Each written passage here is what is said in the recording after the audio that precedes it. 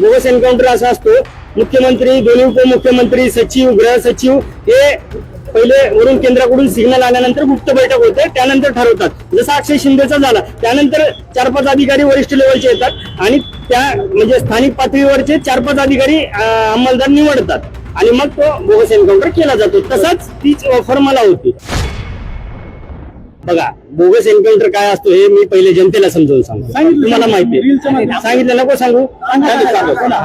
तर bogus encounter असा असतो, मुख्यमंत्री, दोन्ही उपमुख्यमंत्री, सचिव, गृह सचिव हे पहिले वरून केंद्राकडून सिग्नल आल्यानंतर गुप्त बैठक होते, त्यानंतर ठरवतात. जसा अक्षय शिंदेचा झाला त्यानंतर 4-5 अधिकारी वरिष्ठ लेवलचे येतात आणि त्या म्हणजे स्थानिक पातळीवरचे 4-5 अधिकारी अंमलदार निवडतात आणि मग तो बोगस एन्काउंटर केला जातो. तसाच तीच ऑफर मला होती.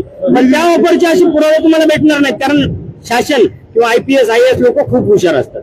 बंद दाराआड मला ऑर्डर बी अशी होती ना, म्हणजे ऑफर की तुम्ही डायरेक्ट जाऊन शूट करा नाही, तुम्ही त्यांच्या पाठीमागे रिव्हॉल्वर घेऊन 24 तास राहा आणि जर कुठे तुम्हाला चुकीचं वाटलं तर तुम्ही कारवाई करा. लक्षात आलं का? अशी ती ऑफर होती.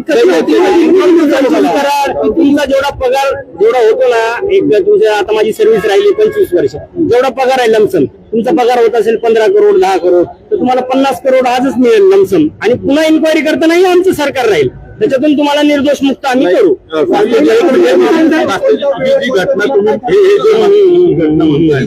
एन्काउंटरची कोण भेटलं, कधी भेटलं, कुठे चर्चा झाली, काय पहिल्यापासून तुम्ही सांगताय की एक अधिकारी भेटला होता IPS, तुम्ही पहिल्यापासून मला स्टेशन डायरी भेटेल ना, तुम्ही आतापर्यंत हे तर करा, आपला अर्ज तर करा माहिती अधिकार, तुम्हाला स्टेशन डायरी भेटेल. कुठे स्टेशन डायरी? बीड पोलीस अधीक्षक यांना अर्ज करायचा, तुम्हाला ती नावान स्टेशन डायरी त्या दिवशीची मिळून जाईल. अधीक्षक कार्यालयात का पोलीस स्टेशन? अधीक्षक कार्यालय कंट्रोलची डायरी. तुम्हाला अहो, मला एक दिवस प्रश्न विचारला तर मला जुन्याला एसपीचं नाव आठवत नव्हतं, तर ते अधिकारी सगळे बाहेरचे असतात. IPS आणि IAS फार आपले म्हणजे पाटील जाधव असं आलं असं ते लगेच सांगितलं असतं. तुमच्याकडे ऑफर आली एन्काउंटरची ना, ती कोणी आली, कितीदा चर्चा झाली, कुठे बैठक झाल्या, काय ते सांगा. ऑफर आली तुम्हाला? वाल्मिक कराड यांना अटक केल्यानंतर 4 दिवसातच हे आलेले अधिकारी. हा, त्यांचे लोकेशन भेटतील, नावं भेटतील, तुम्ही माहितीचा अर्ज तर टाका उद्या, जे तुमचे प्रतिनिधी असतील बीडला त्यांना टाका. आणि माझ्या घरात 4 लोक काल कोण घुसले, आवाज उचला ना, माझ्या घरात पुरवे चोरी झाली, घरपोडी झाली माझ्या घरात. मी व्हिडिओ टाकलाय, तुम्ही बघा, व्हिडिओ टाकलाय मी सगळे.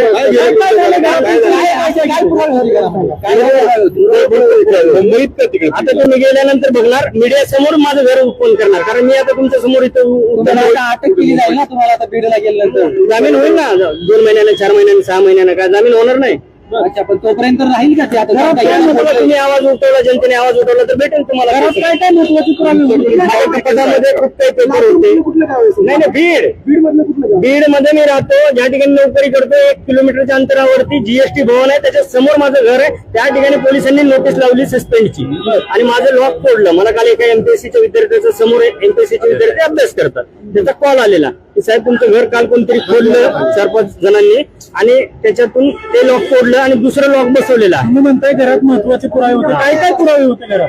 हेच जे मी यांचे ओपन करणार होतो ना, धनंजय मुंडे, वाल्मिक कराड, डॉक्टर वाल्मिक कराड, पिक्चर कुठले कुठले बनवले, पिक्चरचं कार्ड मीच काढले ते ओपन, सगळं ते पुरावे मी घरात ठेवलेले. CCTV वगैरे काय आहेत?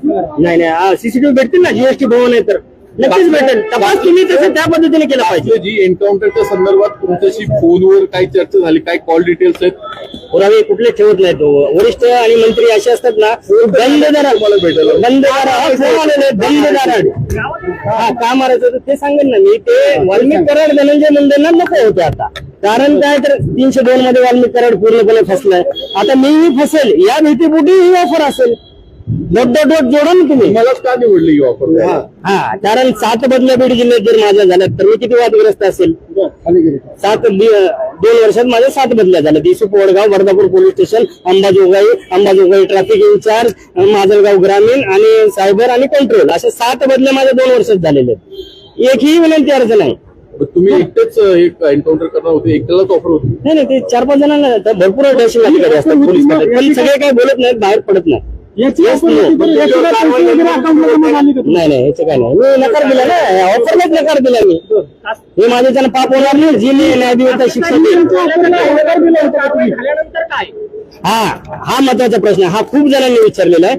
बोलण्याचं कारण आता म्हणजे मी ऑलरेडी सस्पेंड झालोय म्हणून बोलतोय सरळ. आधी बोललो असतो तर आधी सस्पेंड झाला असतो, मग माझ्यावर उपासमारीची वेळ आली असते. आता ऑलरेडी उपासमारीची वेळ आली म्हणून बोलतोय मी. सरळ उत्तर आहे. छान प्रश्न आहे तुमचा. असे आरोप करून तुम्हाला सस्पेन्शन रद्द करून घेत नाही, मला डिसमिस करतील आता खात्यातून. आता एक गुन्हा दाखल झाला, जो महिनाभरापूर्वी बोललो मी, मोठा गुन्हा दाखल झाला. आता तर ते मुकेश नाटाने त्यांनी पण बोलले, त्यांनाही वाईट वाटतं. तोही आज माझा मित्र 10 फोन करतो 100 की जाऊ द्या, निखिल गुप्तांचं चुकलं, असं झालं तसं झालं, तुम्ही सगळ्यांना मध्ये घेऊ नका, फडणवीसांना मध्ये नका घेऊ. मी म्हणलं आता बघा अजित पवारला का घेतलं, काल मला फोन आला. बघा अजित पवारांचं का घेतलं सांगू का. त्यांनी एक भाषणामध्ये असं वाक्य केलं की टायरामध्ये घाला आणि मारा या कार्यकर्त्यांना, म्हणजे जे असे वागतील त्या, म्हणजे आमचे पोलीस बांधव जाऊ द्या आतमध्ये आणि 302 लागू द्या पोलीस बांधवावर आणि सस्पेंड होऊ द्या, टायरामध्ये घाला आणि मारा. त्या वाक्यावरून मी बोललो, विधान केलं होतं. इलेक्शन कमिशनला कळवलं होतं का? हा, ऍडिशनल एसपी साहेब पानकर यांना कळवलं होतं, एसपीला कळवलं होतं. एसपी नंदकुमार ठाकूर त्यांचे कॉल डिटेल घ्या ना. मग या झालेल्या इलेक्शन मध्ये इलेक्शन कमिशनच्या अधिकारी पण फ्रॉड आहेत का? हो 100%, 1001% तेच मला आता मुद्दा उचलायचा आहे. आज मी आरुषी सिंह जे दिल्लीचा मुख्यमंत्री होता ना, तर 1 तास आमची चर्चा झाली दिल्लीमध्ये. तर हेच काढायचं आता बाहेर. मला त्यांचे कुलदीप म्हणून आहे, तिथले काहीतरी आमदार का काहीतरी. एवढी सगळी माहिती आहे तुम्ही ती माहिती घेऊन अंजली दमाने यांना भेटणार आहे का? कारण अंजली दमाने सर्वात बोगस. अंजली दमाने कोण होती, तिचं पहिलं हिस्ट्री काढा मित्रांनो. ती म्हणजे आम आदमी पार्टी आणि पहिले सामाजिक कार्यकर्ते तर 80% बोगस असतात, फ्रॉड असतात, पैसे भेटले सगळे झाले की सगळं. त्यातलीच ती अंजली दमाने आहे. तुम्हाला सगळ्यांना माहिती नाही, मी मुंबईत 15 वर्ष नोकरी केली आहे. ती फक्त बाहेर काढणार, पुरावे काढणार, कागदपत्र काढणार, धमक्या जाणार, 10 माणसं याच्यासाठीच ठेवली. प्रत्येकाने जायचं या मंत्र्याकडे किती आहे, या अधिकाऱ्याकडे किती प्रॉपर्टी आहे, बाहेर काढायचं. हे खबरजनक आहे अंजली दमानाविरुद्ध. चांगलं तर चांगलं, तृप्ती देसाईने आजही चांगला म्हणतो, करुणा मुंडेवर एवढे अत्याचार झाले आजही चांगलं म्हणतो. जे चांगलं आहे त्याला मी चांगलाच म्हणतो. एकनाथ शिंदे चांगलाच म्हणतो मी. बीड पोलिसांना शरण तो गोष्ट वेगळा. विक्षिप्त तुम्हाला वाटत असेल तर निरपेक्ष चौकशी वाटतं का? सुरक्षा दिलीच नाही अजून. तुमच्या जीवाला धोका आहे. हा, आता तुम्ही विचार करा ना, 100%.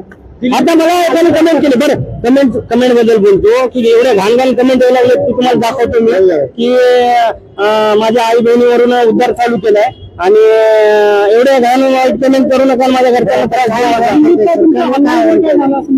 हो, हल्ला झाला होता. आरोपी पकडला नाही, दिलाय मी तो दिल्लीला. तक्रार केलेली आहे. तरी तुम्ही सस्पेंड केलं, डिसमिस करतील असं तुम्ही हो, लढा चालूच ठेवला.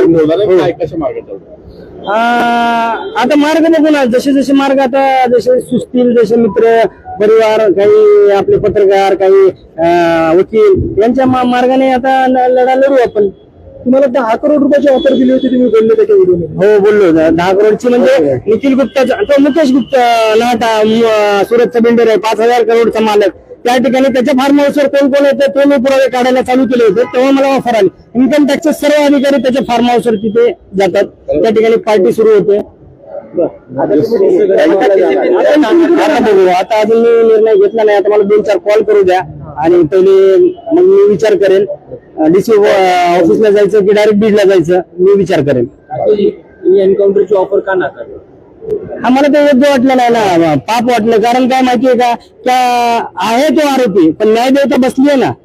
जर आरोपी नसेल तर कशाला एवढा मोठा आपण पाप घेऊ. शेवटचं सांगा, तुम्हाला काय आव्हान करायचं? आव्हान एवढंच आहे की माझ्यावरती जे अन्याय झालेत ना त्याची चौकशी करा.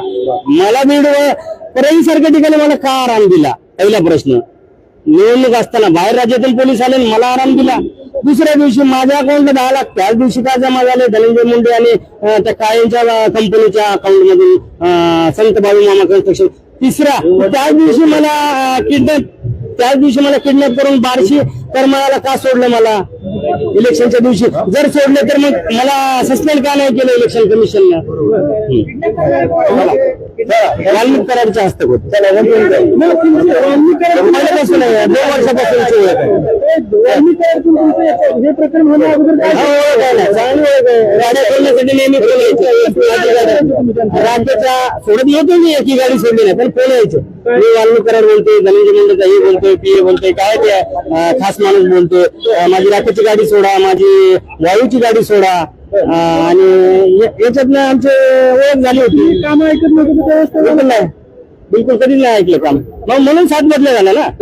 लगेच इशू बोलवून हो माझा मोबाईल फोडलेला नोट 10 नोट 11. आज इथे अंबाजोगाईला वाल्मिकी कराड आणि त्यांचे कार्यकर्ते आले होते शेपवाडीचे. का म्हणजे मी बोगस मतदान होऊ दिलं नव्हतं आणि त्यांची ती रेकॉर्डिंग केली होती. त्यांना भीती वाटली असेल. आज जसं माझ्या घरी चोरी केली, कोण केली चोरी बघा, शोधा तुम्ही सांगा ना, तुम्हाला काय माहिती? पोलिसांना पण एवढं तिथं हो करुणा मुंडेच्या गाडीत 2 रिव्हॉल्वर ठेवतात स्वतःच्या बायकोच्या. तर माझ्या घरी का नाही चोरी करणार आहे?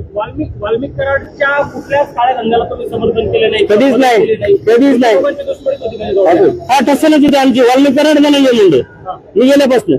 मला दबाव आणला ना, मी दबावाला बळी पडत नाही. एखादी जर खरंच गरजवंत आहे त्या गावातला साहेब आयुष गाडी आत्ताच चालवली हो, बहिणीचं लग्न आहे हे समजा, मी असा माणूस आहे, असा अधिकारी आहे, पण मला दबाव सहन होत नाही.